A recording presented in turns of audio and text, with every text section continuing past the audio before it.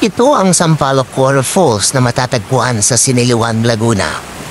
Ito ay nasa Mount Romelo at merong 8 o masigit pa na waterfalls na tinarayo dito sa Mount Romelo na ito.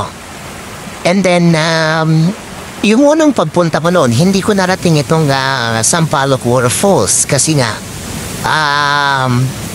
ang magkakalapit lang kasi noon ay yung Buruisan, Lanzones, Batya-Batya.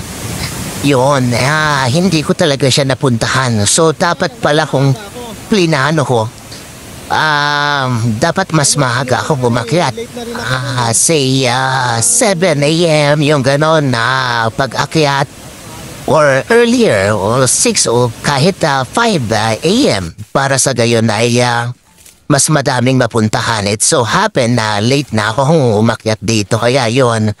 Anyway, pangalawang balik ko na ito sa Mount Romelo. Nakita ko itong, talagang sinadya ko na hanapin itong Sampaloc Waterfalls. Actually, dalawa yung amin nahanap dito. Sampaloc at saka yung Diwata Waterfalls.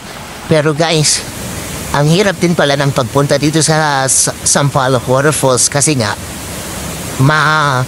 parang walang gaanong pumupunta guys, masukal.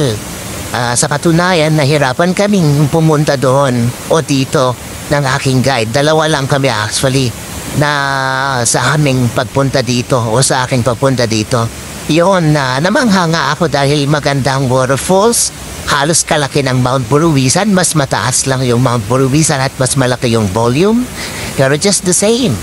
Napakaganda nito guys, promise. Nung time kasi na ito ay nagmamadali na rin akong makaahon kasi nga umuulan. Sobrang dulas nung daan guys. So kung pupunta kayo dito, huwag kayong pumunta na yung maulan.